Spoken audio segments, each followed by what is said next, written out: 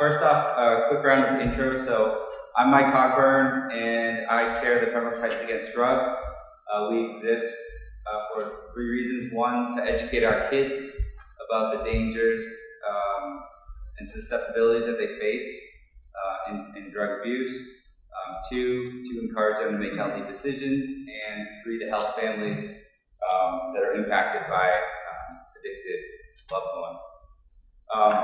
We'll go left to right. My left to right for intro. So, District Okay. Good evening. This is just for intro. That's okay. Yes. My name is Tim Cruz, and for the last 15 years, I've been the Pembroke County District Attorney here in the County of Plymouth. And I want to thank everybody and Mike and everybody for putting this on tonight. I think it's an important issue that needs to be addressed before we have the election in the next 3.5 weeks. I think this is an important issue that people need to understand the dangers of the commercialization of marijuana. Great, thank you everybody. I'm Josh Cutler. I'm the state representative here in Pembroke, along with Senator DeCito. We represent Pembroke at the State House, so obviously the legislative side of this ballot question was very concerning to us. I'm voting no on question 4, and I don't like to preach to people. I hope you come and reach your own decisions, but tonight we're hopefully going to talk about some of the concerns that we have, and you can reach your own conclusions. But I think there's a lot of things that we need to clear up and hopefully get some good information out there, and I'm sure everyone is an educated voter coming on the break. So thank you for joining us. I'm Chief Rick Wall, right here from the town of Pembroke. I grew up here, been on the police department for the last 30 plus years, and I have some strong issues with this. I don't mind preaching to people. You know, this is definitely a question we don't want to leave to our children. We don't want to leave a mess of it.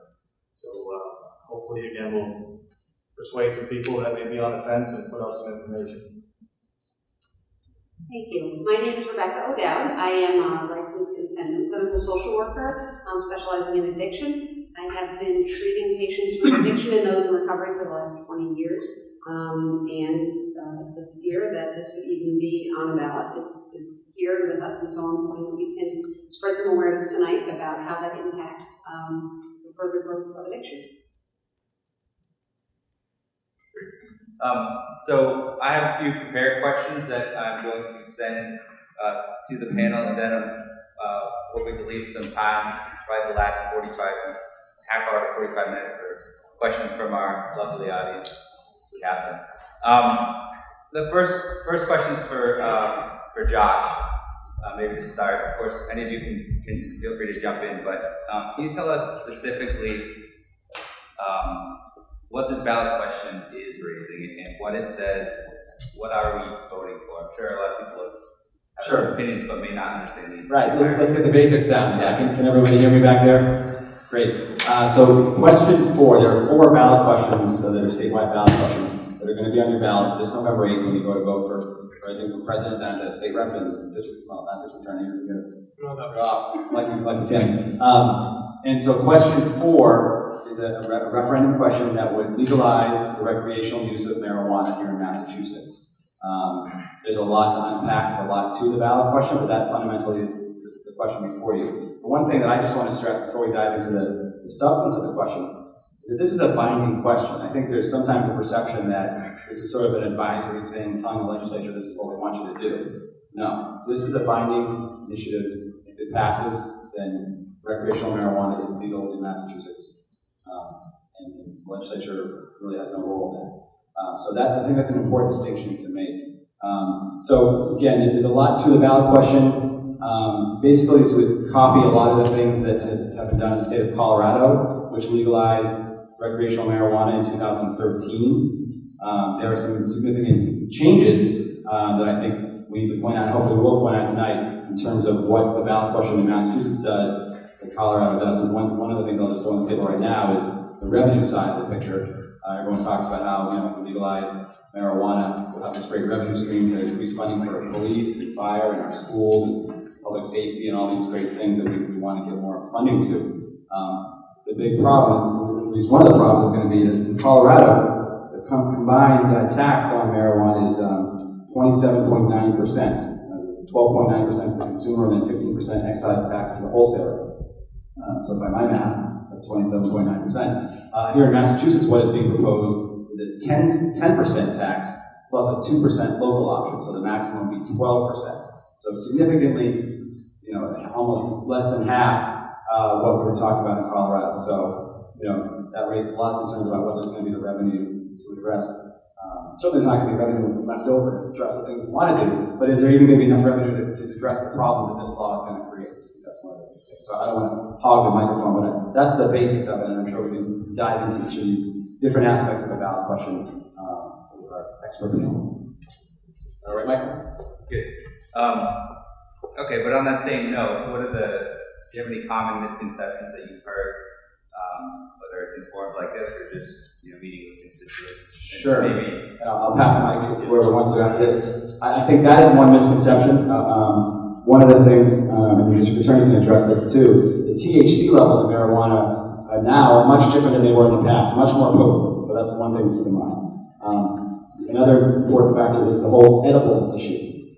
Edibles are included in this initiative, and while you have to be 21 to purchase marijuana under this law, with edibles it's going to reach kids, and that's a concern. And again, I talked about the tax revenue less than it would be in Colorado. So those are some of the things that jump out. Also concerns about how much control there would be locally for host cities and towns to control licensed dispensaries in their community. So there's a lot of different aspects. A lot of I think are raised concerns. And I guess one thing I just want to stress is that you can be pro marijuana and be anti-question 4. It's about the ballot question. It's not about the larger issue of marijuana. We can have a great debate about that. We have medical marijuana here in Massachusetts already. Excuse me. We have decriminalized marijuana here in Massachusetts already. So some of the main reasons that other states have looked at this, I think we've already done that in Massachusetts. That's why my feeling about this, stepping back, is that let's take a look, let's wait and see what Colorado, let's look at the data 5, 6, 7 years from now out of Colorado and other states that have done this and really see what kind of impact it has before making such a decision here in Massachusetts. So again, I don't want to hog the microphone, I'm going to pass it left to see if Tim has anything and then we'll move around. Thanks, Josh. And you're absolutely right about the tax issue, which is an issue that needs to be looked at regarding the revenue that is going to be raised because of the other problems that we're going to deal with on the other end. But like Josh was just saying, this one of the things we need to understand at the outset is that first and foremost, people refer to this as the legalization of marijuana. What this really is the commercialization of marijuana. Because, as Josh also just said, back in 2008, we decriminalized less than an ounce of marijuana here in the Commonwealth of Massachusetts, meaning that if you were pulled over by a police officer and you possessed less than an ounce of marijuana, you would get a civil citation. In 2012, we passed medicinal marijuana. And now here we are in 2016, and it's not just legalization. When you look at ballot question 4, and if you look at the people who are really behind it, and it's candy companies all from across the United States because of the edibles. The marijuana that they're talking about, and the way I refer to it is, it's not your grandparents' marijuana.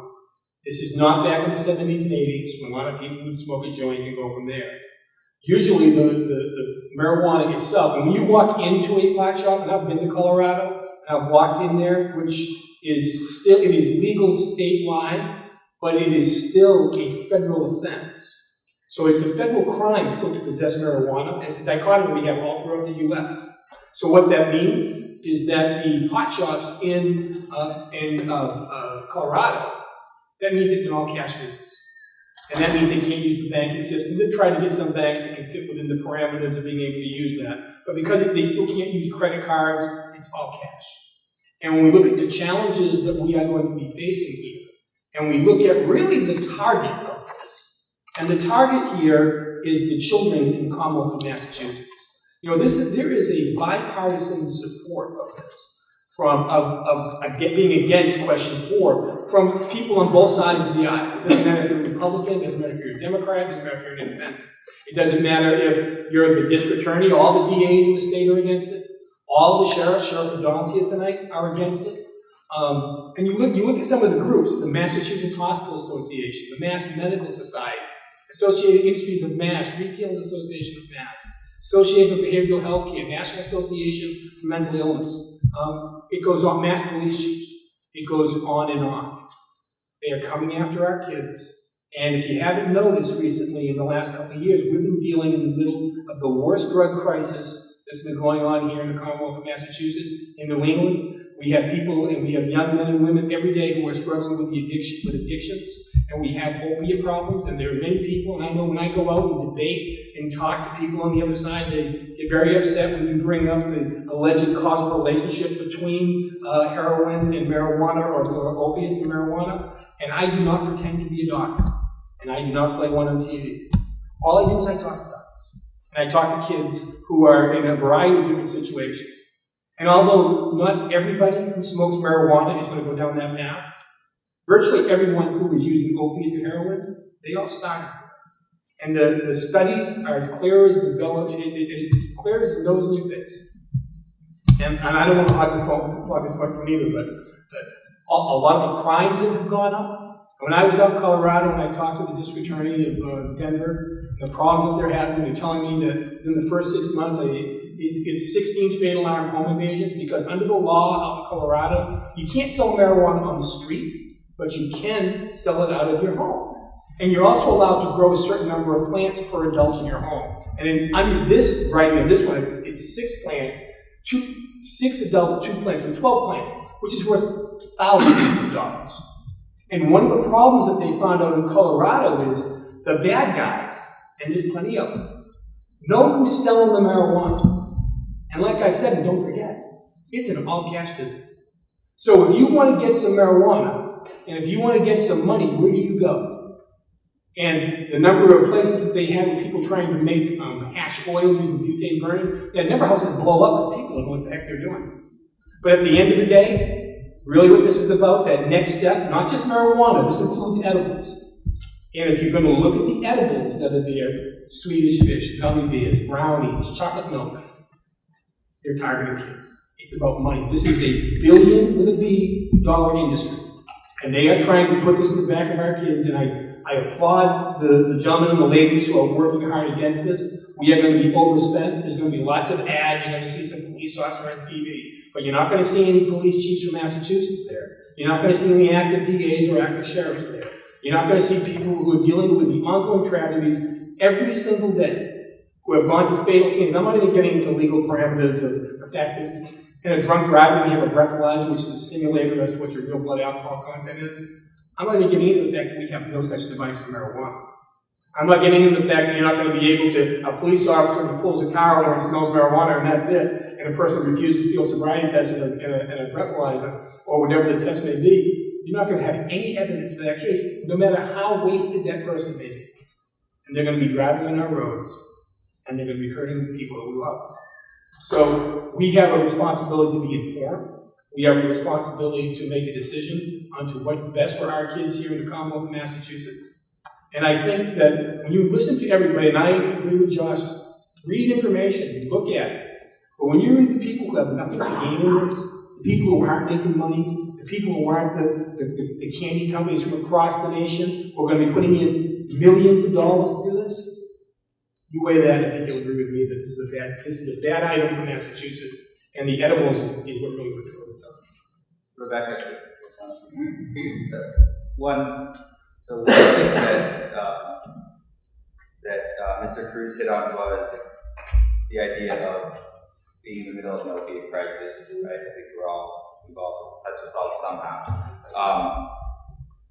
And you know, last night I couldn't sleep, and I was reading also the blogs for both sides myself, and there was very much debate on it is a gateway drug, it's not a gateway drug. What are your thoughts? So my thoughts are very similar to District Attorney Cruz's. So I have worked with hundreds of addicts for the last 20 years. And although I'm not going to say that everybody who has ever used marijuana turns into or develops into a heroin addict or an opiate addict. However, I am going to tell you that in my experience, every heroin addict I have ever met, the story goes that around age 13 to 14, the first thing they ever used was weed or marijuana. So I'm certainly not insinuating that anybody who ever smoked marijuana is going to become an opiate addict. But the pattern of behavior is that we're using a substance outside of ourselves to make ourselves feel different. And if that behavior is learned early on, and kids have an accessibility to this substance early on, then they're not learning the other skills that later in life, when it's Percocet or it's heroin that's available to them, they haven't developed those skills. So it's always been, in my opinion, a gateway drug for many reasons, and I think the most important being the learned behavior of using a substance instead of healthier coping skills to regulate how we feel about ourselves and the world around us. And it's interesting when I hear of how we decriminalized it in 2008, and how we're all so shocked about the opioid epidemic now in 2016. It makes perfect sense to me why that's happening, given my experience in my private practice and in public high schools. But I don't know why everybody else is so shocked by it. So fair to say that it is addictive and it is. Oh, absolutely, absolutely. Chief, I've got a specific question for you, but do you have anything to add to it? I do. First, there's a lot of information out there. One of the things that I read was the Governor's Opioid Working Group. They put out a huge study, and Sheriff Joe McDonald was in the audience tonight. He was one of the people on that working group. And something that stood out, and I think people have to understand this, is 74% of individuals with substance abuse disorders began substance abuse use at age 17 or younger, and 10% of them at 11 years or younger. So if this is targeting our kids and in the form of oils and candies, this is where we're going to become a more abusive society. We're leading ourselves into this. So again, I'm asking you to not leave this for our next generation to figure out. There's just so many things. And I look around, our town board of selectmen have sent a letter to the state saying that they're not in favor of this and they do not want this to pass, that they're opposed to question 4. Our school committee and our superintendent has taken a stand publicly against this. And I see we have our school nurses here. Donna Baggett from the Board of Health is here. I mean, this concerns Steve Kirby, safety officer for the town of Pembroke is here. Peter Brown, businessman in the Chamber of Commerce and big supporter of the PTAG group is here because they know what it's going to affect. It's going to affect our kids. So for people in TV land that are watching this and everything else, please, there's so much information out there.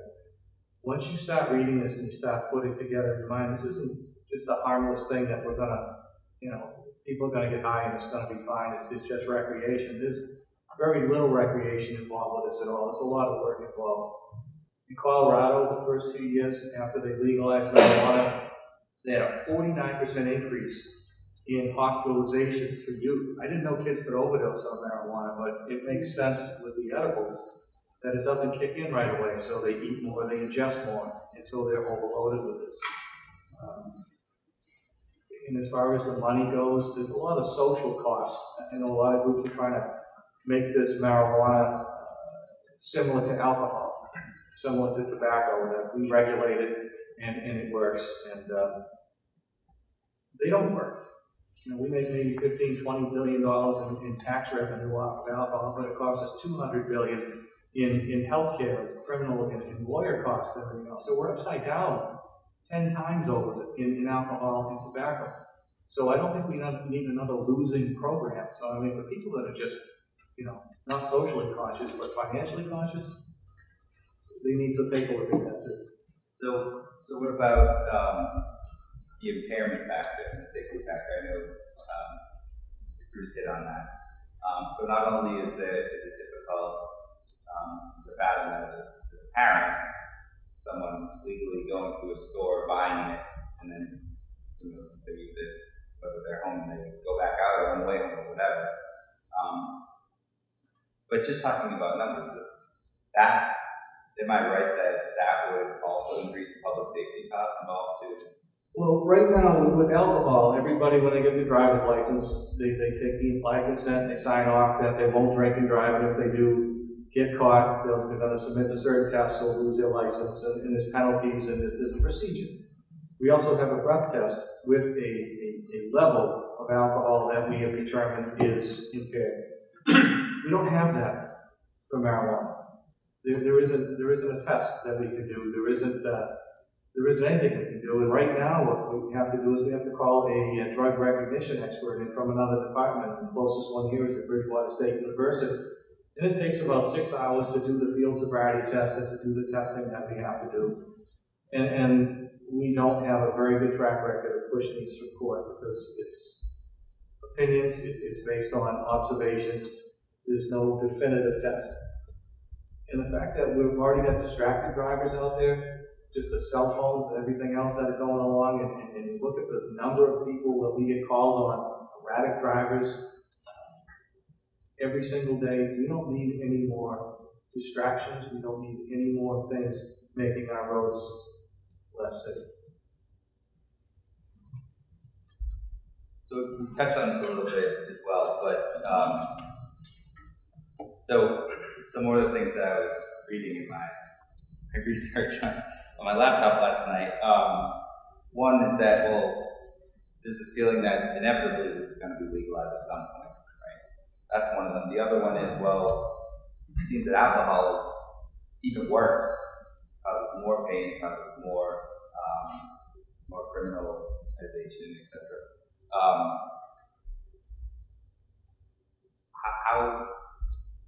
How do you think people could make the case that, given that it's okay to introduce another? I know your opinion on that, but yeah, okay. If I could just go back to one thing that was said regarding the causal relationship between the heroin and the marijuana.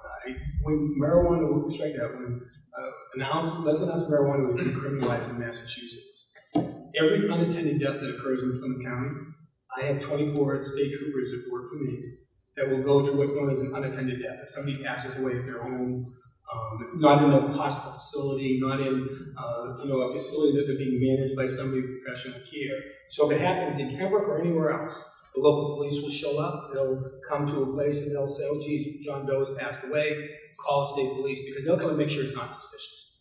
So that means they show up at all the unattended deaths of the fatal heroin overdoses. And what that means here in our county, what I've seen since the decriminalization of marijuana, less announced marijuana in 2008, is that in Plymouth County, every year but one, our fatal opiate overdoses have gone up.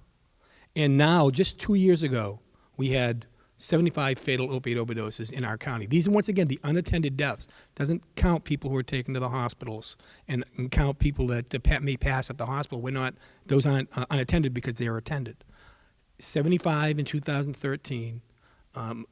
It was close to 100 in the year after that. And last year, there were 145. As I sit here tonight in Plymouth County alone, there's 91 fatal opiate overdoses in our county, countywide. So I'm watching those numbers go up, and notwithstanding all the efforts of a lot of really good people who are really working hard to try to save people and help people and make sure that we don't have to deal with this pain and anguish that's going on and all the problems that it carries with it. I think that now is the wrong time to basically say, like when you say to a young kid, if you say I'm going to make marijuana legal to them, well then it's okay. I can do it then because it's legal. Nobody here would allow me to take something that's going to hurt me, right? It's almost like when you're talking about the synthetic marijuana, the K2, the spice, the stuff that was being sold at convenience stores for a period of time. That stuff is poison. It's not approved by the FDA. It's sold as plant food. It's sold as incense, and kids take it and buy it for $15, $20 a bag, and they're actually incredibly harming themselves and others. So they think it's okay because I bought it at the convenience store. they're going to think it's okay. And when you look at the true damage of this, and I'm, like I said, I'm not a doctor, but the adolescent brain and the formulation of the brain, and how basically especially if you're a young man, I think the male brain develops a lot slower than the woman's. At least my wife tells me that. And I think that, when you end up dealing with kids who are formulating their brains, their thoughts, their functions, it's a very dangerous time. In Massachusetts, just last year, 2 years back, they said that, our Supreme Judicial Court said that a juvenile could not be convicted of a life sentence without parole because their brain had not developed at that time. So therefore, anybody that was convicted, or any 17-year-old, which was adult at the time in Mass, who was convicted of first-degree homicide, which is life without parole, the only one we have in Massachusetts, that young man or young woman was automatically giving a parole hearing because their brain was not formulated at that time. When I was in Colorado and I walked down the main street and I saw all these marijuana shops, and in Colorado, as we sit here right now, there's more marijuana shops than there are McDonald's and Starbucks combined. They're everywhere. And the way this law is written, you're not going to be able to stop it. Your selectmen are going to have a tough time keeping it out of Pembroke if you don't want it here. It's going to pop up. There's going to be a low tax rate. And what we're going to see a lot of kids smoking marijuana, and you're going to watch that life, their essence being taken away. And what I don't want to see anymore, quite honestly, I've been to court. I've been a criminal trial lawyer for more than 30 years, and I've dealt with terrible things. And when I go to court and I see a motor vehicle homicide of somebody who's been drinking or using drugs, the one thing that's constant in that courtroom is every single person in there loses. Somebody's lost a loved one. Somebody's lost their kid who, not a bad kid, but who did something foolish. Because when you are young and irresponsible, you are young and irresponsible. And you drank too much, you smoked too much, whatever it may be. We're really at that crossroads right now, and we need your help. And I think all those other agencies and elected officials need your help to get the word out. Because if this passes, like the chief says, there's no way to monitor the amount of THC in your system. In Massachusetts, we have a 0.08 per se, which means that if you get pulled over for operating under the influence for drugs, I strike that for alcohol, and you blow a breath test, and you blow above a 0.08, it's inferred that you're under the influence of alcohol. If you refuse the breath test, you lose your license automatically for a period of time, depending upon what number OUI it is for you. So there are penalties to that. In Massachusetts, we're not going to be able to have that test. And although if you could ever get a blood test, which is very difficult to do in an OUI in Massachusetts, if you could get a blood test, it will tell you that in that person's body is THC, but there's not going to be anything that we're going to be able to use to quantify it. Because right now, it's not illegal to have a drink and drive a car. I don't recommend that, but you can have a drink and drive a car. You can smoke a joint and drive a car as long as you're not under the influence. But to quantify it, to prove a case beyond a reasonable doubt, it's an incredible frustration, I think, with the police. It's an incredible frustration, I think, with everybody that's going to be dealing with this. And it's going to be a lot more work, I think, for the legislators who are going to have to help us work together and come up with a plan to try to keep people safe. And I think as Josh said, you don't have to be against marijuana to be against this question. This is a bad question. I'd like to add just a couple quick points. Getting back to Mike's question, I think number one, in terms of alcohol, I hear that argument a lot, and I think it's a fair one. In many ways, alcohol can be more dangerous than marijuana. I wouldn't dispute that. But this is not a binary question. This is just marijuana. We're not making a choice between the two. So this is a ballot question that we're going to be deciding whether to legalize marijuana. It has nothing to do with alcohol, even though I think we'd all acknowledge that is a dangerous drug as well. But the bigger point in terms of the inevitability, it's true, I think, that society's attitudes about marijuana have changed, have shifted over the years. We have already decriminalized it, as we talked about, and we now allow medical marijuana, although even just now, that's just now getting, the shops are just now opening, and it's taken a long time to implement. So we haven't really even seen the impacts of that yet. But I guess the point I would make is I think, not to make a bad pun, but I think this ballot question is a blunt instrument. It's an initiative petition. There's no way to make changes. during the legislative process, as imperfect as it sometimes can be, and we don't always get it right, but there is a process. The public has input. There are committee hearings. Changes can be made. Amendments can be filed. Things like, the things that, we are most concerned with in terms of like the edibles. We could address that. We could make changes to the law. We could get a bill that, maybe wouldn't satisfy everyone, but that would address many of the challenges and concerns that people have. None of that is on the table for a ballot question. It's a yes or no vote, and there's no way to make any changes. So I think just generally speaking, I think it's a poor way to go about legislating, but obviously that's the right that people have, and we respect that right. And certainly if this is to pass, that will be the law of the land. But I think, that's why my answer to all this is, what is the urgency here? What is the urgency? Let's wait. Let's see the data. Let's wait and see what happens in other states, and then we can reassess this.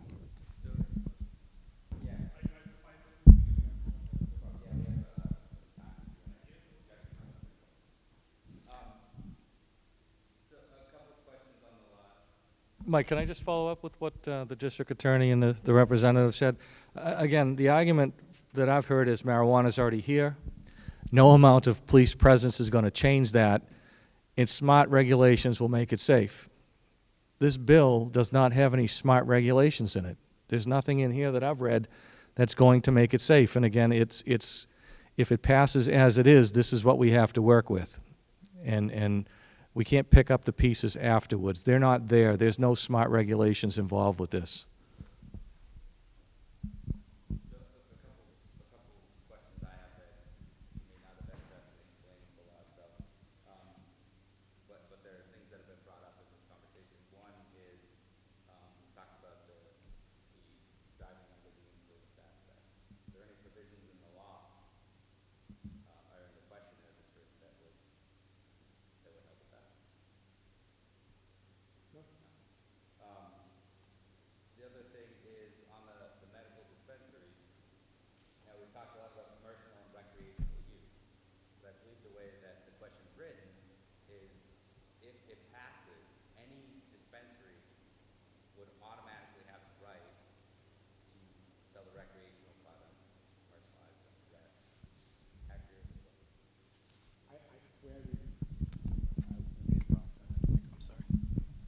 That's the way I read it, and that's part of the problem, is that you lose local control. Now, people will say that, oh, you can go to your legislator, you can fight and try to keep it out of your town, but why do you want to go that way?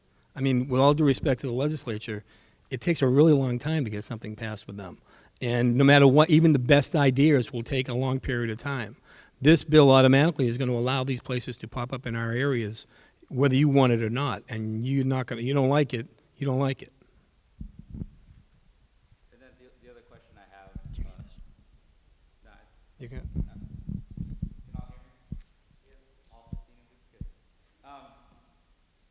What about, so there's all these products in Colorado, the edibles and the oils and the whatever else there is that I don't know enough about it. But it would seem to me that all those products would have different levels of potency involved in them, depending on who's manufacturing, right? Is there anything in the law that deals with potency limitations for products that would be commercialized? Not that I see. I don't believe there's a limit on that. So the deregulation is completely deregulation in terms of product? The THC level, depending upon what piece of candy you buy, are varying amounts. I do know that when I walked into the pot shop in Colorado, and they had that, low test, medium test, high test, they had containers that had holes in the top. They were chained to the table, and they had buds in there so you could smell it if that's what you wanted. And they charged you by the gram. So you would get your low test, your medium test, your high test. I think that gave you an idea of the level of potency in the marijuana itself. But when I walked through the store and I saw a bowl of, they looked like Swedish fish. I'm sure they're not, but that's what they look like. There were no directions. There was a bowl of them. And I asked, I was with another DA from Massachusetts. I go, how do you know what to take? How do you know if I bought those and I had them on my kitchen table, and the next door neighbor's child came over and sees candy on my table, and I left it there wrongly, and now it's that young boy, that young girl thinks it's candy, and they're going to eat the candy. You don't know what that is. And I think that's a real concern, is the high potency levels of the candy, the gummy bears, the brownies, the chocolate milk, the litany of candy that they are going after. And although the proponents don't like it, it's coming after our kids. Why else are you selling candy? You know, they also had a very high incident out in Colorado of animals dying because people were eating the brownies, and they really were big brownies, and they weren't finishing them. And they'd throw them off, and the dogs were eating them, and they had passed them away out in Colorado.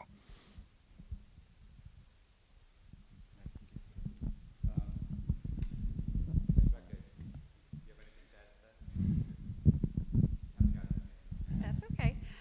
What I could add, I currently work in a local public high school, and so interesting because we don't allow our 14, 15, 16-year-olds to make major life decisions, and yet if we allow these edibles to come into our communities, their judgments are impaired, not developed, and we're going to have a much harder time, as mentioned before, kind of regulating what it is they're ingesting. And again, teenagers love them, but their judgment isn't completely on point yet. And again, we don't allow them to make major decisions. And so to have access to a substance that could be so dangerous to them seems backwards to me.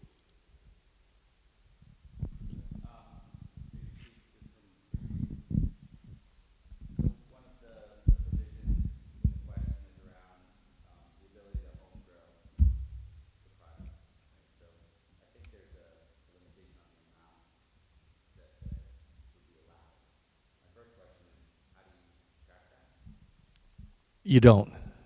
I just don't see how, and you can possess up to an ounce on your person and transfer up to an ounce on your person. And I just don't know how we regulate what's supposed to be here legally and then what's supposed, what may be here illegally, because it's going to be everywhere. And you're not going to be able to tell the difference between that ounce that was homegrown and followed all the rules and regulations, or that ounce that came in through mail order through Colorado to avoid paying the taxes and all the other stuff. So I just don't see how you would do that.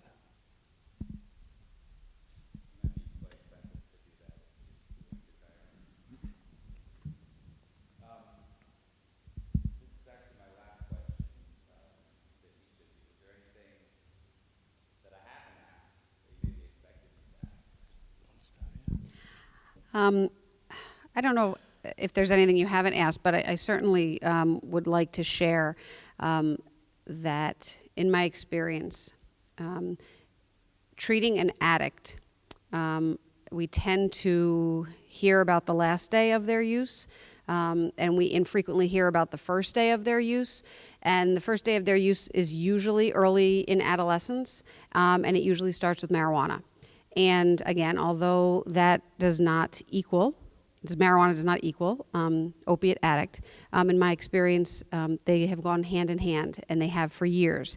And to hear about edibles and candies targeted to young children scares me in how that's going to affect our opiate crisis that we're having. And so I can't prove enough or show enough how there is such a link between the disease of addiction and how it affects the brains, and how we're going to expect those brains early on to make these decisions.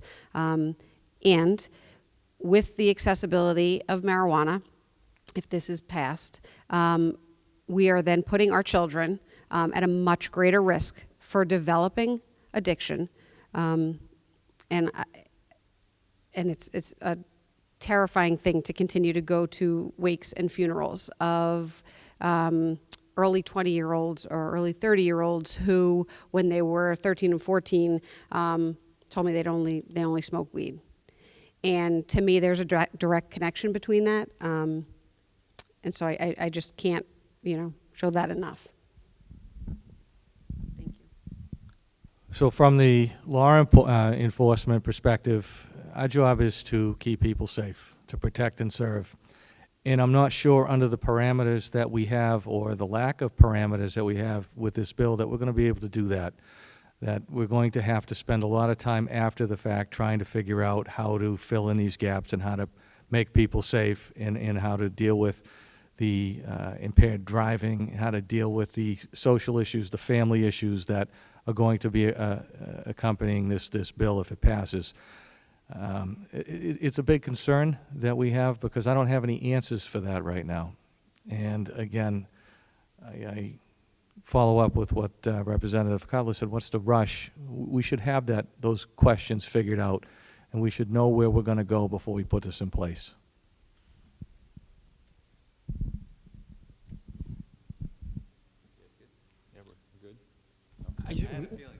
I just one other thing is that another issue that's going to pop up, especially with Massachusetts being in New England, and we're so close to other states where it will still be illegal.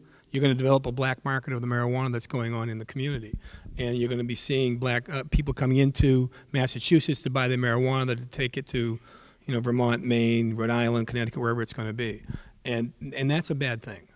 And when we look at, I think the kids that, and you look at the statistics that are out there regarding what's happened to kids in Colorado and in Washington, and how the fatal accidents have gone up since the legalization of marijuana in those states, and all the numbers that are out there. And I know that a lot of people don't agree with those numbers. I read the numbers that are there, and I try to, as best as I can, get through what is this, or what we can use and what we can look at.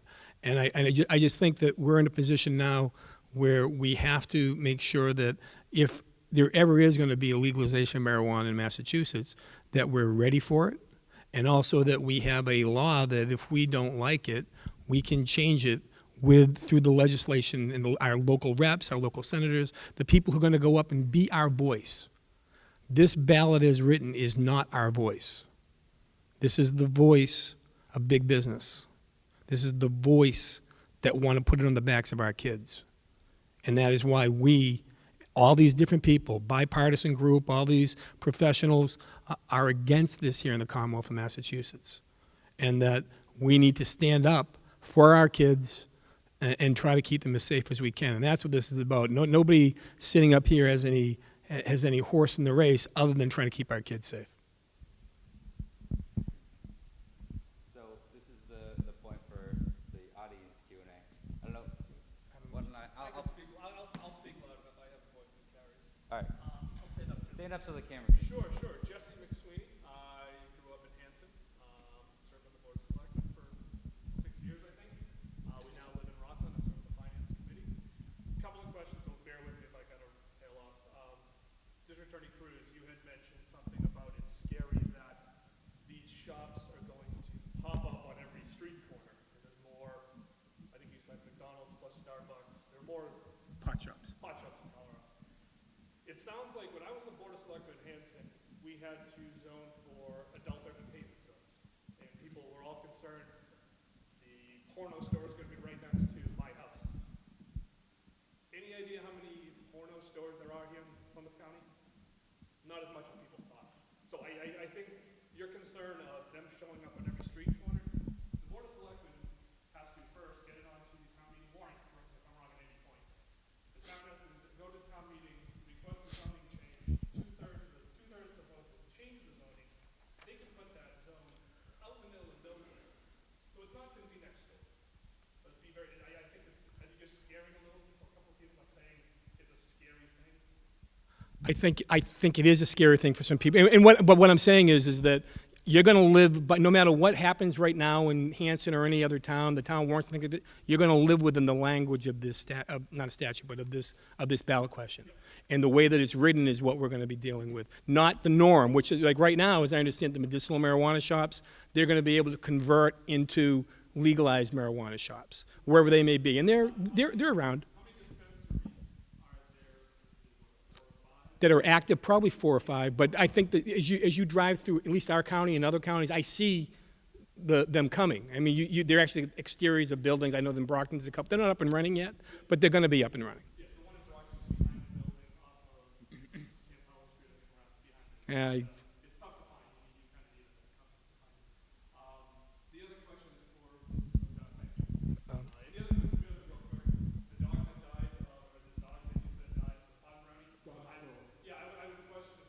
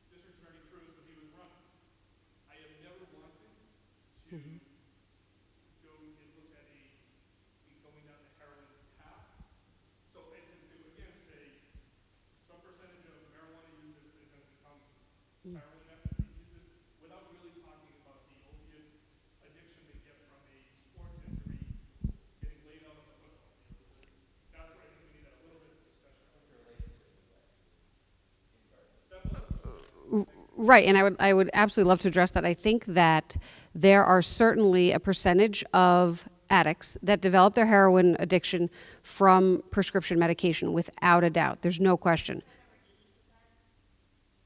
I don't think it's 80%. It certainly isn't 80% in the experience I've had with the patients in my practice. However, it is a valid cause of heroin addiction. There's no, I wouldn't argue that at all. My concern about marijuana leading to opioid addiction is this. Why is the person using marijuana in the first place? So what is the social, psychological, biological component that is causing that person to use in the first place? So there are certainly people who will use marijuana and grow up and have incredibly successful lives. And there will be people who have injuries and use opiates. However, in my experience, 20 years of treating addicts, why they are using the substance is more important. So therefore, it could be any substance. So the hole that they are going to fill, or how they are going to regulate their emotions, how they are going to sit with pain, how are they going to get through a traumatic event, why they are using that substance is really important. So if the person has accessibility to a substance like marijuana, that may be the first one they use. That becomes the pattern of behavior in how they will then continue to regulate their emotions, something outside of themselves, whatever substance that may be. So I've certainly heard a number of stories of athletes who have gone that path to heroin. And I work very closely with Chris Herron and his foundation, and certainly his story parallels that, but also parallels that prior to his opiate use, there was other substance use that was how he was able to feel good about being himself. And so to me, the first day of the use is far more important than that last day again. So I hope that was... Thank you, Jesse. And welcome back to the 6th Plymouth District anytime. We'd love to have you here back in Hanson. I just want to make a point. I think it's a very fair point about prescription drugs. And not to get off topic, but that is a very significant part of our whole substance abuse culture. And I think legislatively we've taken action. This year we passed a bipartisan bill that reins in prescription drugs. It puts a 7-day limit on initial prescriptions. Stops sort of this idea where you have people getting a 30-day supply of a drug for a fairly minor injury, and what happens with those pills afterwards. So I think definitely acknowledge and appreciate and agree with that point that you make. And I think we have taken an important step. Obviously, there's probably more to be done, but I think it's apples and oranges. Yeah, in that light too, with the prescription drugs, there has been, we're kind of playing catch up with that because we're making awareness of the addictions. Where you saw an Eagle Scout project out here on the way in about drug take-back, that every police station through the district attorney's office and the sheriff's department has a RX take-back box in their station. We've taken back over 800 pounds of prescription medications, so we're dealing with that. Again, with the marijuana, I'd like to be ahead of it and not doing it this way, backwards. And so the regulations, we're not doing it after we develop the problem. We're taking care of it before we have a problem. Yeah, and I agree also. I mean, we go to schools, myself and Dr. Dan Muse from Signature Healthcare in Brockton Hospital, and we talk about sports meds and deal with concussion issues and also prescription meds, the kids that do get sport injuries and things. One of the programs we were able to promote over the last few months here in our county is we had this play. It was called Drug Story Theater. We had it all throughout the county. And basically, it's 5 kids who are addicts who are all were addicted to heroin. They're struggling with that problem themselves. And, we deal with Dr. Joe Strand. Dr. Strand is involved in the Castle program in Brockton. It's an inpatient treatment center for a lot of kids that are having some real problems with opiates. And one of the questions that's always asked at the end of the play, as you watch some of these kids go down that path, is, well, how did you get started? How did you, these kids weren't, they weren't athletes. And 4 out of the 5 kids say, I started on marijuana. And when I talk to Dr. Schrand, he tells me the same thing. He goes, because we have kids coming through our program, it's, generally speaking, it's marijuana. Marijuana, like I said, I'm not a doctor. All I know is that when I talk to doctors, the people that deal with the addicts on a different level than I do, because I'll deal with them after a terrible event that occurs or one of our drug courts. We have, 4 district courts in Plymouth County, with 3 of them have drug courts, mental health courts, trying to deal with the significant issues that are out there and trying to help the people that we can help. But right now, this ballot, this question, to me, it's at the wrong time, and when we're in the middle of the worst epidemic. And whether you agree with it or not, I know people who are smarter than me say that there is a causal relationship to it. Why do we need this right now? And why do we need this as written? This is not written by people in our community. This is written from outside, and it's going to be going the way that they want it, and the way to change it is going to be incredibly difficult if it passes as written. And I know that if there's going to be a situation where at some point in our lives, if this doesn't pass, that there is legalization of marijuana, I would much prefer to see it go through our legislature, which would give control to local authorities, much more than they're going to get out of this ballot question regarding the locations, and that if people have legitimate beefs regarding what's going to occur, where it's going to happen, where it's going to be, the kind of people that are going to come as a result of that, let's let our local representatives, our local selectmen, and our local reps and senators, let them be heard on our behalf, and let's get all of our ideas together out there. This is just the wrong question.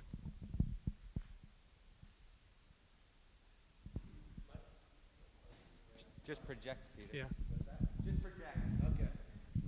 Peter Brown, business owner here in Pembroke. As far as a business owner is concerned, and then the ballot gets passed, where a lot of our liability insurances and our vehicle insurances require drug testing for our employees, how is that going to affect us as far as employers? So the ballot question does allow an employer to continue whatever drug policies you would have currently. So you could prohibit that in the workplace still under this ballot question. My name is Beth Waterfall-McSweeney. I am the founder of Massachusetts Mothers for Regulation and Taxation of Marijuana. I'm also the chair of Women Grow Boston. It's the largest networking organization for professionals in the industry in the world. I'm curious, marijuana arrests ruin lives. A lot of people here have teenage children. Now, granted, they're not African-American children that I can see, from the parents' faces here. Disproportionately, black people get arrested for marijuana way more than white people. It's probably not a problem down here in Pembroke. But at what point, Attorney Cruz, you said it's not the right time for this.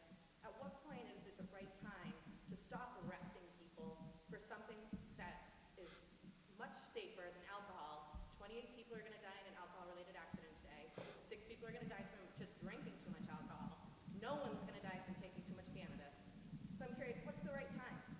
Yeah, I don't know if I agree with a lot of your suppositions. I would say that, the disproportionate arrest, the police arrest the people that are committing crimes. In Massachusetts, nobody, not one person, has been arrested for possession of Class D, which is what marijuana is, since 2008. It's been, she was on the news?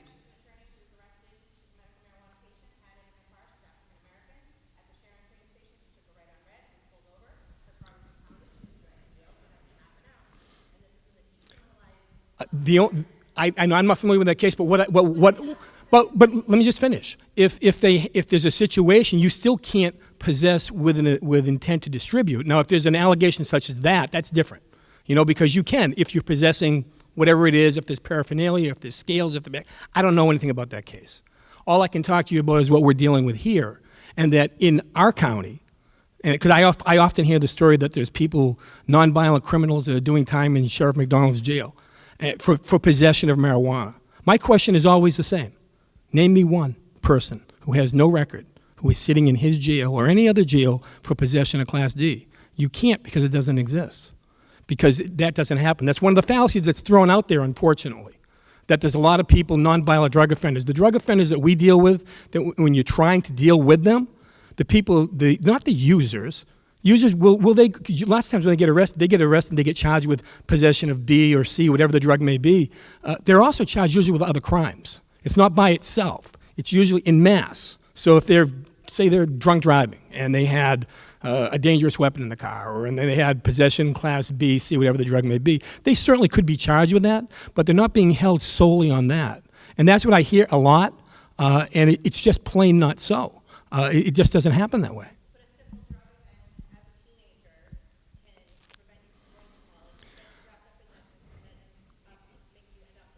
Which is why in our county we've had a drug diversion program for the last, we've had diversion programs for more than 30 years. We've had a drug diversion program for more than 6 years, which if you are a young kid, under the age of 18, because I understand like I said earlier, I think when you're young and irresponsible, you're young and irresponsible. And the kids are going to make stupid mistakes, and kids are going to do stupid things. And you don't want to penalize somebody who's going to be filling out a college application or a job application down, 5 years from now because they were hanging out with their friend and they had a pill or something. So that we have diversionary programs right now that would, if somebody is picked up for whatever it may be, whatever the pill may be, whatever the drug may be, what we are.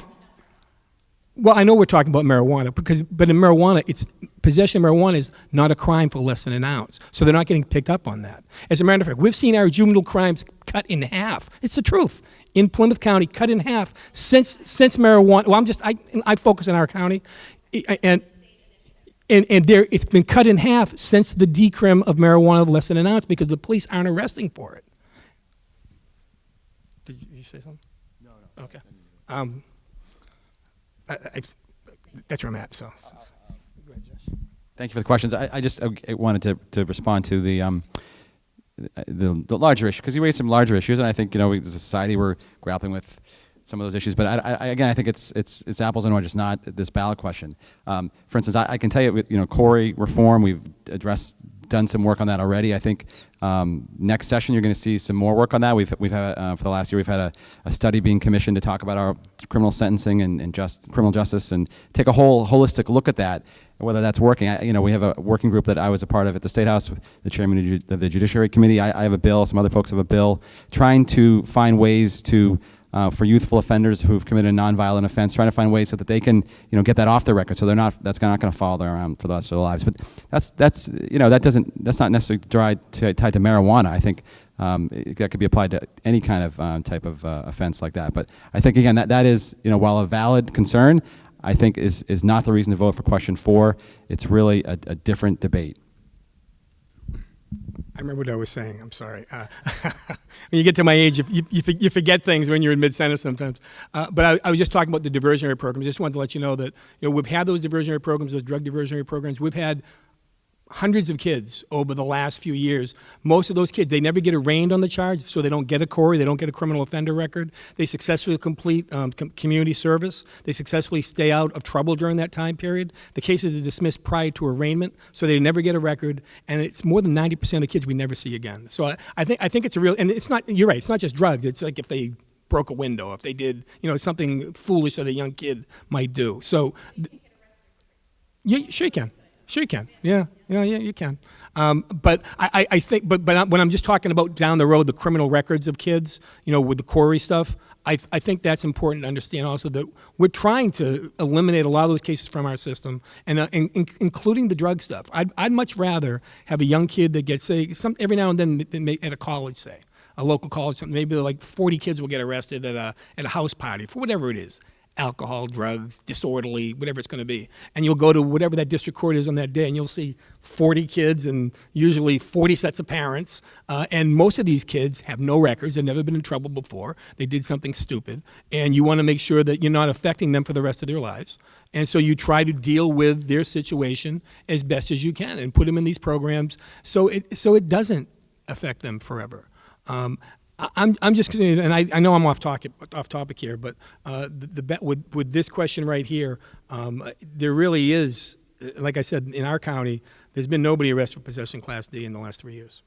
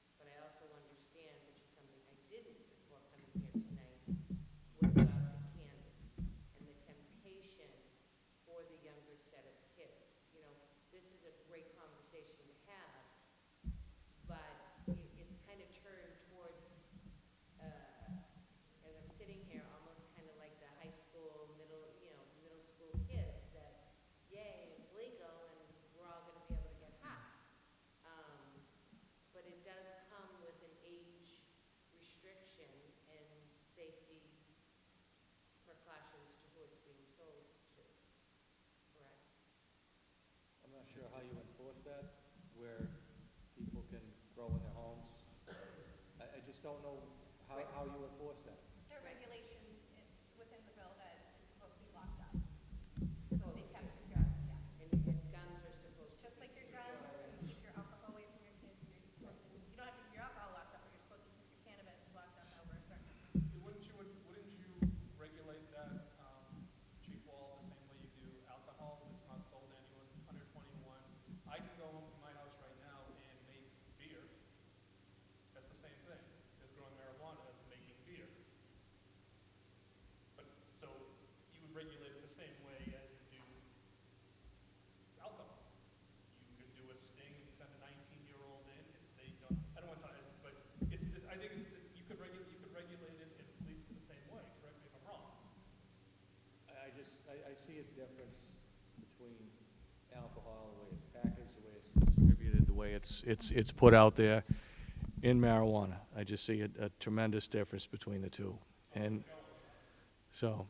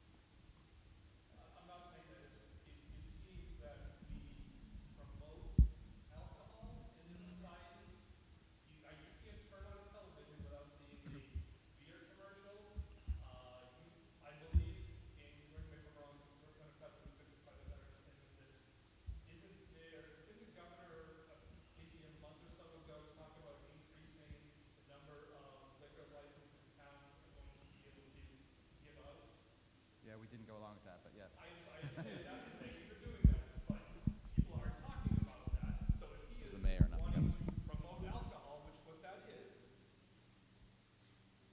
why are we thinking that alcohol is, and I understand what you're saying, and I appreciate it, that, yeah, okay, why do we want to put another thing that is harmful on top of whatever else is out there? But we're propping up alcohol. I don't want to speak for others. You won't hear me saying that alcohol is worse than marijuana, but it's not on the ballot. It's not question 4. But I'm just commenting on I think, I've been to a number of forums like this and talked to people. I think some people have compared the marijuana situation to the way nicotine was done 40 years ago. And or 50, whatever, when it really kicked in, the advertising stuff. If you remember Joe Camel, Marlboro Man, Joe Cool, the whole thing, and then all of a sudden we found out that everybody was passing away as a result of smoking-related diseases that were coming about, and then we put the Fred Flintstone brakes on and said, wait a second, now you can't advertise on television with cigarettes anymore. We've stopped back, and I think if you go to a school right now, and you've talked to if there's a DARE officer or a school resource officer, they always talk about alcohol, drugs, and nicotine. They're always talking because it's terrible for your health, it's terrible for everybody. And I think it's been compared, some of the people I've talked to, the strategy for the Pro 4 is dealing with getting it out in this fashion, and there is no limiting on advertisement as I understand it as written in ballot question 4 right now. And if there isn't, where are we going to be in, I don't know when it would go into effect, January or February, whenever, I think 60 or 90 days after the event. Where are we going to be then as pertains to advertising and putting it out so you're watching the Patriots game and all of a sudden, is there going to be an advertisement regarding marijuana? And there's not going to be one smoking cigarettes because we know how terrible that is. And where are we going to be 20 years from now? I'm just talking further health-related issues because smoking is bad for you. I know that. And we all probably know somebody that passed because of some cancer disease that they received from smoking nicotine. Anything like that in your system is going to be bad for you.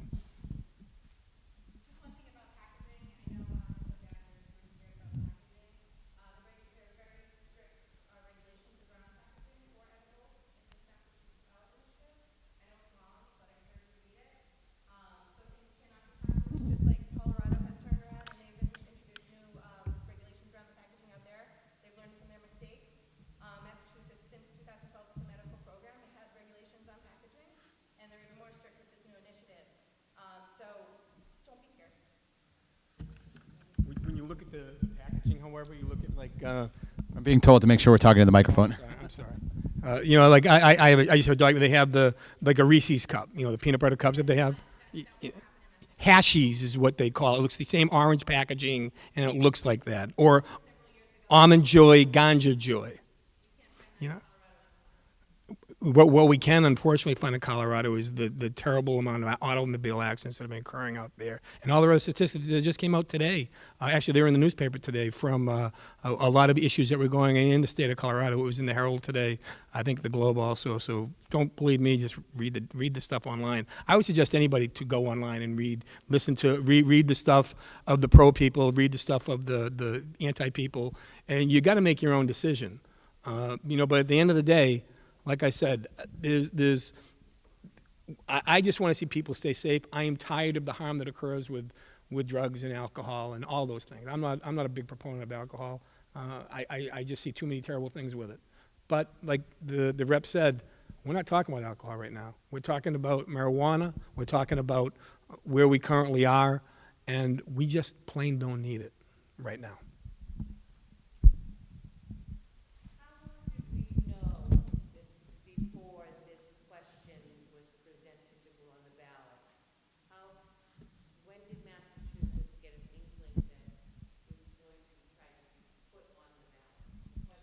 Sure. If there was a time frame, wasn't that the time for maybe legislation to act? Sure, good. Or it's just dropped and people are voting for it without the complete knowledge of the full impact or non-impact or whatever happens? I guess I kind of throw that back. Sure. So the question, just for those folks who can't hear, the question was about the process by which this ballot question got on the ballot, and is there something the legislature could have done in the intervening time? So Massachusetts has, there's a lot of hurdles to get through to get a ballot question on the ballot. You need, I think, 60,000 signatures, and then you need there's a period of time where the legislature can act, and you have to get another number of thousands of signatures. So it's a lot of signatures that you need to get in order to get something on the ballot. So I believe this process probably started, I mean, I have to talk to the people who are organizing it, but I'm sure they were organized well over a year ago, probably longer than that. This time last year, they were probably already getting signatures. So you're correct. There was a period of time which they cleared the first hurdle. They got through the Attorney General, cleared the first hurdle, and it comes to the legislature. And we could have acted, and if we had approved something, they could have had the option of withdrawing their ballot question. That has actually happened a couple of times over the past couple terms. I believe the right to repair, if you recall back 2 or 4 years ago, that was one time where that happened. Charter school was one time where they tried to make it happen, and it didn't work because we didn't have consensus. With marijuana, there are some of my colleagues who I get along with and enjoy, but who tried to file legislation similar to this to legalize marijuana in Massachusetts, and they just didn't get enough support. And it's really that. I mean, there's a legislative process, and it's democracy, and you need the votes, and there weren't the votes. I think the feeling that I have, and I've tried to share, is that it's just premature. And I think it's too soon, and I would have been a no then. 10 years from now, 5 years from now, I'd still consider it, but it's too soon to make that kind of decision. And I think that's what, I don't want to speak for my colleagues, but I think a lot of them probably had the same feeling. But thank you for the question. It's a great question. Oh, I just wanted to comment. You encouraged me to not be fearful. And I am so incredibly respectful of your opinion and your passion. And I can't ever have the experiences that you have had. So I don't come from that same base. And I'm going to continue to be fearful for my children and the other children who at some point may try a drug or alcohol and at some point become an addict. And nobody is immune to that. So I'm not going to live in that fear. I'm going to live in the solution when I am continuing to treat addicts. But the fear for my children and everybody else's children, if this passes, is real. So, and from a place of respect.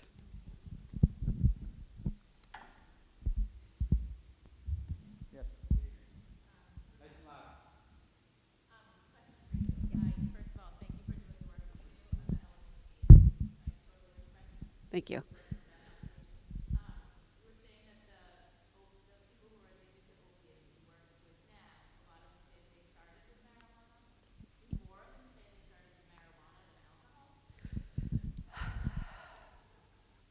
That is, yes. I mean, if I went back and looked at all of my intakes from the hundreds of people that I've worked with, marijuana is the first substance that they used.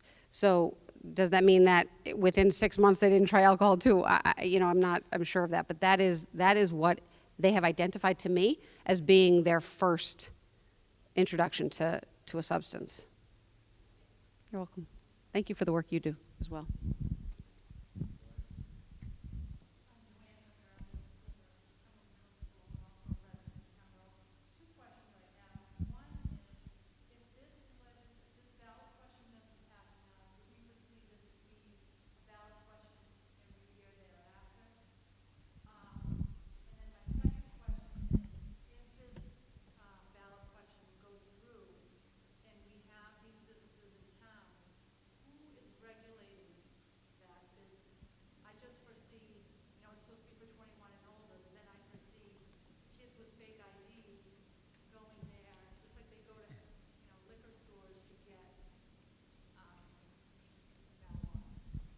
Great, thank you, Joanne. So the question was two-part.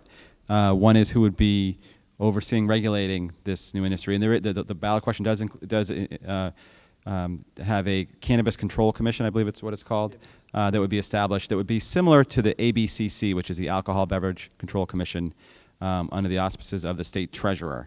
So this would be put under the auspices of the state treasurer as well. I'm not totally clear on all the nitty-gritty details about how that would work, but there would be this Cannabis Control Commission.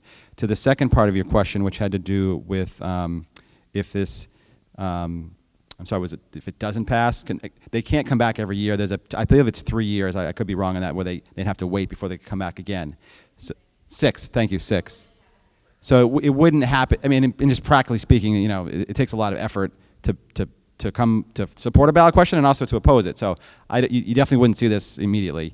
Whether you'd see it in the legislature, my hunch is not right away. I think if this were to be defeated, I think my colleagues would look at this and say, well, the people have spoken, and so we're not going to, for the time being, we're going to, there's a lot of issues that take our attention, and I think that would be dispositive. But obviously anything can happen. But in terms of the ballot question, you can't come back every year.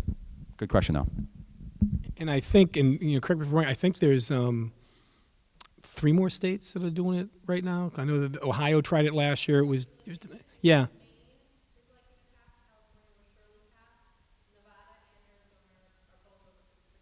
So there's 6 counting us then. Okay.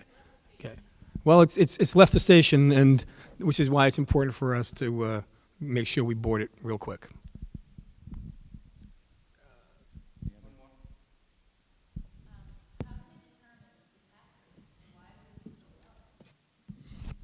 So so this is the people putting forth the ballot question have the right to set what parameters they want to set. So the ballot question, so we have a state sales tax of 6.25%, so that would apply, and then there's an excise tax of 3.75 to round it up to an even 10. And then the ballot question has an option, sort of a local, we have a local meals tax option, so it'd be sort of similar. You could add 2% at the local level, so Pembroke voters could decide to add 2%. And that would stay in Pembroke. The other 10% would go to the Commonwealth to a marijuana regulation fund. So that was determined by the advocates, not us. Is that 2% on this ballot question, or is that a separate vote? So the ballot question, question 4 includes a 2% provision. So if question 4 passes and Pembroke has some dispensaries and wants to do this, they could add a town meeting, in the fall of, probably 2018, they could add the 2% sort of surcharge, if you want to call it, but it's a local option tax. Like we have, Pembroke has a 0.75% meals tax. That was Pembroke, in that case, Pembroke would get that 2%. The 10% goes to this other fund. The 2% would go to the community. Correct, of the town, yeah. So you guys as town meeting members in Pembroke would decide how that money would be spent, the 2%.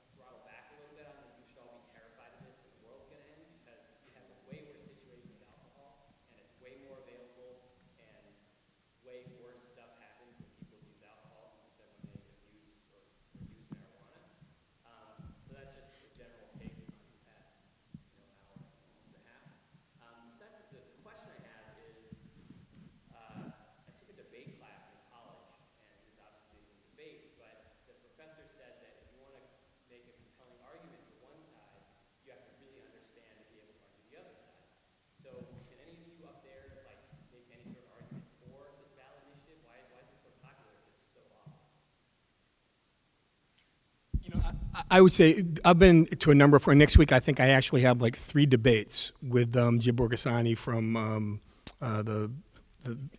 yeah. I did one with him in Plymouth Chamber of Commerce, probably in June or July or something like that. Myself and Vinny DiMacedo against, not against, but we Jim and Will Luzier there. So I think the debates I think are a great forum because then you get those both sides and you will hear their sides, which is very similar to what you said, personal freedom, responsibility, things such as that. And I agree with you 100% that parents should be, especially when their kids are young, be a parent. Don't be a friend to your kids because we've seen terrible things occur when people want to be friends with their kids. And I've often said, I want to be friends with my kids too, but when they're about 25 or 26, I want to be their friends. Up until that point, I'm going to be their dad and tell them, what I think is the correct thing to do. So I think that's what I hear from the other side.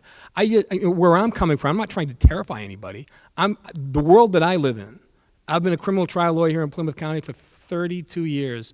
I have tried hundreds of jury trials myself. I have dealt with too many cases where I've dealt with people who have lost parents to alcoholic or drug driving or kids, and the pain that you see in them and the people never coming back. That's what I think of when I talk about when I think about these things. And I think of the terrible incidents that occur every day. I mean, you just have to turn on the news or read the newspaper. Nothing. Is there ever anything good in the newspaper? It's always bad. And I know that we try to do lots of things in our office that are good things, and we send out press releases on them, but you never get them printed. And it's terrible because people will say they see me because they see me on TV or whatever at terrible things, and that's not the way you want to be known. That's the job. But I think where I come from is from the seat of somebody who's been a defense lawyer for 12 years, been a prosecutor for more than 20 years, and that's the world I live in that criminal world. And I don't want to see people get hurt.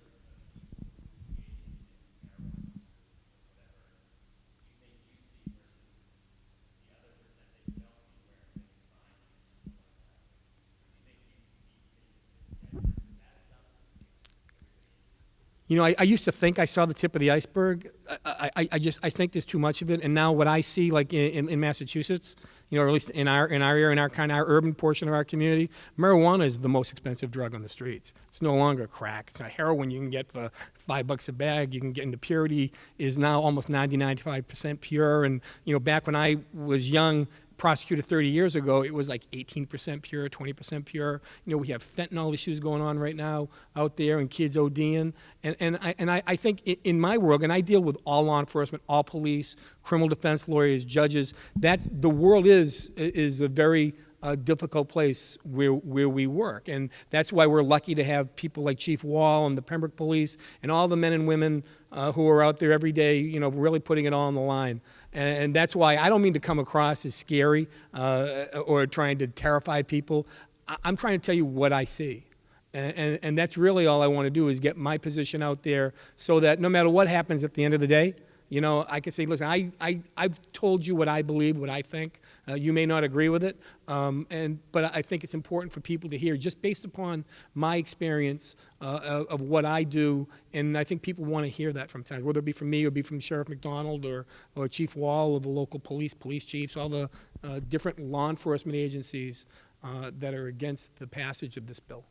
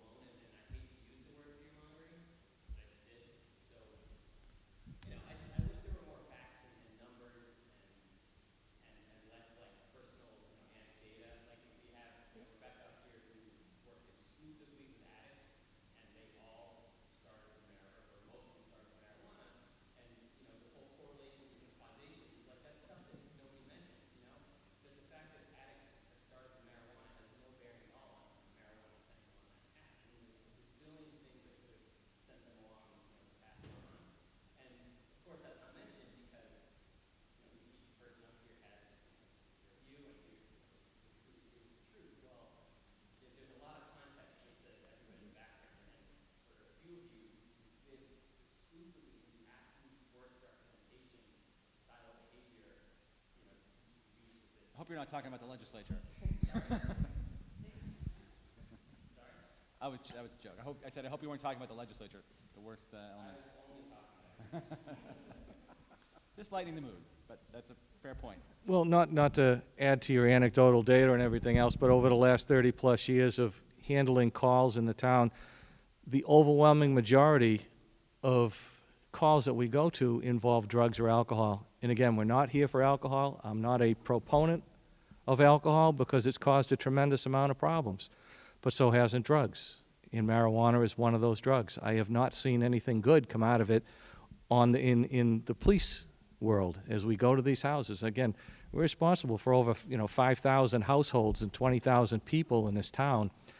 And we go to a lot of these places. We go to a lot of homes. We go to a lot of people I've known and people I don't know, and probably people you know.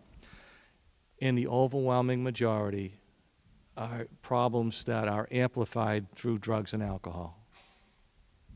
I can't put a figure on it. I can't give you fact. I'm just telling you that if we could eliminate those, we'd have a lot less to do.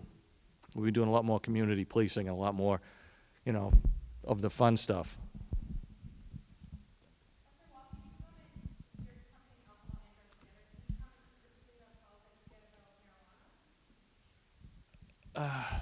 Again, we've been treating over the last many years is just a civil offense with marijuana. As far as we've had issues with marijuana that's been laced with other drugs.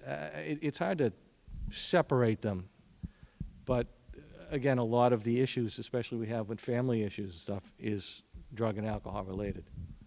So I don't even draw a distinction between the two because they're both substance abuses.